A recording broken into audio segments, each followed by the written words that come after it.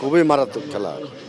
বাংলাদেশ যদি গোল খেয়ে গিয়েছে, বাংলাদেশের যদি দুই দলে পরিসংখ্যান দেখা যায়, পাসিং দেখা যায়, যদি আমাদের ইউনিয়ন বেঙ্গলের পক্ষ থেকে ইফতারের দাওয়াত রইল। যদি আমাদের তারা র্যাঙ্কিং এ বেশি, তারপর আমি বলবো বাংলাদেশের এই 45 মিনিটের যদি পাসিং লাইন দেখেন 50-50। আমি যতটুকু আমি সাবেক প্লেয়ার হিসাবে এটুকু আমি আমার জ্ঞানের কথাটা বললাম। আমার আশাবাদী বাংলাদেশ এইভাবে যদি স্টিমেনার ঠিক থাকে, দম ঠিক আছে খেলতে পারে, তা আমার মনে হয় বাংলাদেশ রেজাল্ট হয়তো আসার সম্ভাবনা বেশি। আপনি দেখেন লাস্টে এই 10 মিনিট কত সুন্দর বাংলাদেশে আসলে বিশ্বমান খেলছে। তারা এশিয়ায় কেবল চ্যাম্পিয়ন হয়েছে, এখন তারা এই লেভেলে প্রথম গেল। সেই হিসাবে বাংলাদেশ আমি মনে করি, আমি একজন সাবেক প্লেয়ার হিসাবে ওই এশিয়ান যা খেলছে মারাত্মক। ফার্স্ট হাফ মোটামুটি বাংলাদেশ ফুটবল টিম, মহিলা ফুটবল টিম অনেক ভালো খেলেছে, সেই দিকে অনেকগুলো আক্রমণ করেছে, যদিও আমরা গোল পাই নাই, কিন্তু আমাদের যে অগ্রগতি, খেলার ডেভেলপমেন্ট দিন দিন কিন্তু আগের চেয়ে অনেক বেটার খেলতেছে।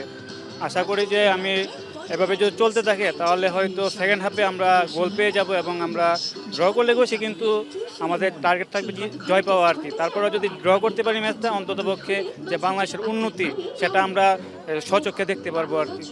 আসলে বাংলাদেশের মেয়েরা সুযোগ সুবিধা অনেক কম পায়, ফেসিলিটিস অনেক কম। দেখা যায় প্র্যাকটিসে যায়, লোকাল বাস দিয়ে অনেক সময় প্র্যাকটিসে যায়, তাদের প্র্যাকটিস গ্রাউন্ড থাকে না বা ভাড়া করা প্র্যাকটিস গ্রাউন্ড, তাদের থাকার ব্যবস্থা ভালো না, অনেক সমস্যা আছে বাংলাদেশের ফুটবল মহিলা দলের জন্য। পুরুষরা যেরকম সুযোগ সুবিধা পায় সেই তুলনায় কিন্তু মেয়েরা পায় না, কিন্তু মেয়েদের পারফরমেন্স কিন্তু পুরুষদের চেয়ে অনেক ভালো, এটা বলতেই হবে। কারণ মেয়েরা এশিয়া কাপে খেলতে পারতেছে, কিন্তু পুরুষ দল কিন্তু এখনো সেই যোগ্যতা অর্জন করতে পারে নাই, এবং তাদের এত ফ্যাসিলিটি থাকার পরেও কিন্তু তারা সেই সুযোগটা তৈরি করতে পারছে না। এক্ষেত্রে মহিলারা অনেক ভালো খেলছে এবং আজকেও মোটামুটি সন্তোষজনক ফলাফল নিয়ে আমরা ঘরে ফিরবো আশা করতেছি।